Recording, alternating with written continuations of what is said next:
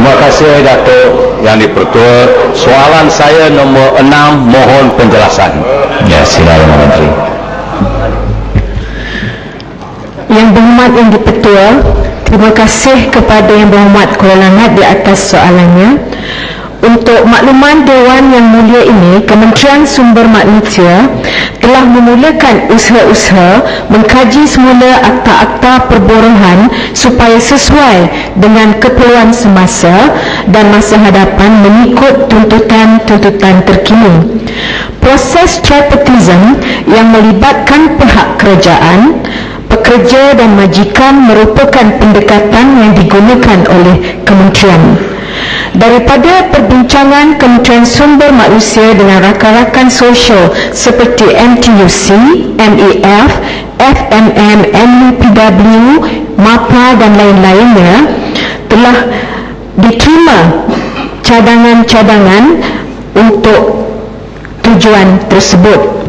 Dan salah satu daripada cadangan yang telah diterima ialah untuk mengecualikan pekerja-pekerja yang telah tamat tempoh perkhidmatannya dengan majikan dengan izin fixed term contract daripada memfailkan kes di bawah Seksyen 20 Akta Perhubungan Perusahaan 1967.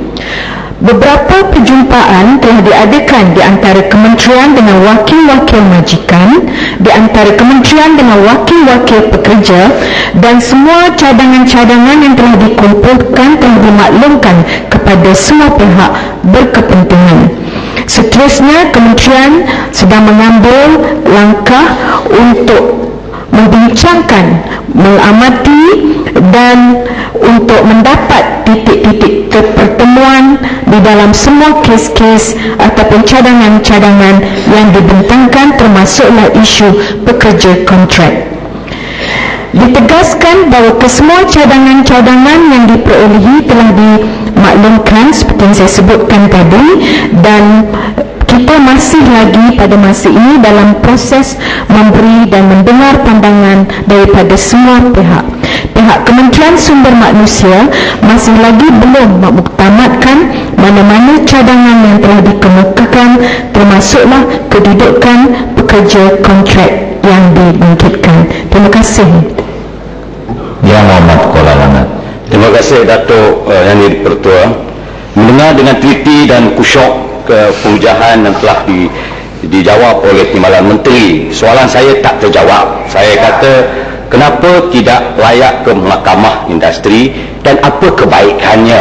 Untuk pengetahuan Datuk Yang di-Pertua, pekerja kontrak black market ini ialah lebih daripada 40%. Tujuan ataupun fungsinya Mahkamah Industri untuk membela mereka yang terinaya. Jadi soalan saya menjurus kepada objektif sebenar fungsi Mahkamah Industri. Apakah alasan yang kukuh yang melidakkan hak pekerja yang terlibat secara kontrak ataupun tidak kontrak dalam fungsi mereka untuk mereka dibela dan diberikan keadilan di Mahkamah Industri yang ada satu-satunya mahkamah untuk pekerja dalam dunia negara Malaysia ini? Terima kasih. Yang berhormat Yang di-Pertua, terima kasih kepada Kuala Langat yang begitu bersemangat sekali, tetapi mungkin Yang berhormat tidak dengar atau tak faham apa yang telah saya jawabkan tadi. Jadi saya ingin tegaskan bahawa kementerian supaya betul get to the point lah. Kelengkong berkali-kali. Saya ada limit, tapi saya cakap pada terus pada sasaran. Sasaran saya ialah fungsi Mahkamah Industri. Tak dijawab. Dia kata perbincangan. Saya kata itu cadangan yang dibuat. Cakap terus pada soalan yang betul. Jangan ada kelengkong. Saya pun tahu, dengar, saya pun faham. Dia kata saya dijawab orang macam saya dipekak pada. Sahabat Yang berhormat Yang di-Pertua, saya tidak pun langsung berhasrat untuk mengatakan bahawa Yang berhormat Kuala Langat ini pekak. Dia yang mengatakannya sendiri.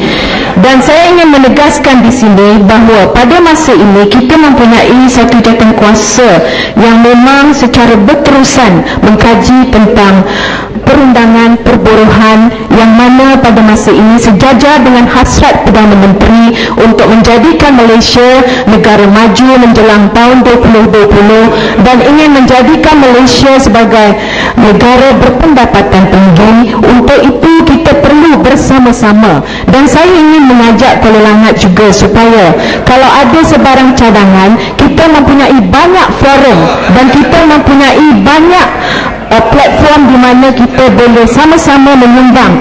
Dan saya berharap bahawa Yang Berhormat sedar bahawa pada masa ini satu exercise yang mana kita mendukung semangat tripartism dan kita ingin membina hubungan yang baik di antara kesatuan, majikan dan kerajaan, kerana ini sangat penting supaya negara kita sentiasa berada dalam keadaan industrial harmony yang baik. Dan untuk itu saya ingin menegaskan di sini bahawa kita ada menerima cadangan daripada pihak majikan supaya pekerja kontrak ini dikecualikan daripada memfailkan kes. Dan selain daripada itu, untuk maklumat Yang Berhormat, kita ada lebih daripada 23 cadangan yang melibatkan Mahkamah Perusahaan dan juga Akta Perhubungan Perusahaan. Dan berkaitan dengan pekerja kontrak, ada juga isu-isu lain yang kita terima, seperti isu pembaharuan kontrak yang dibuat berterusan berkali-kali, isu pekerja kontrak yang ditamatkan perkhidmatan prematurely, dan juga isu dari kerja tetap dipaksa menjadi pekerja kontrak, dan kita juga ada isu pegawai percubaan dan lain-lainnya. Untuk itu Yang Berhormat, saya ingin memaklumkan lagi sekali supaya Yang Berhormat sekiranya ada sebarang cadangan, pandangan, bolehlah mengemukakan kepada Kementerian Sumber Manusia secara terus supaya dapat menyumbang kepada pemantapan akta-akta perburuhan yang sedang dilaksanakan pada masa ini. Terima kasih.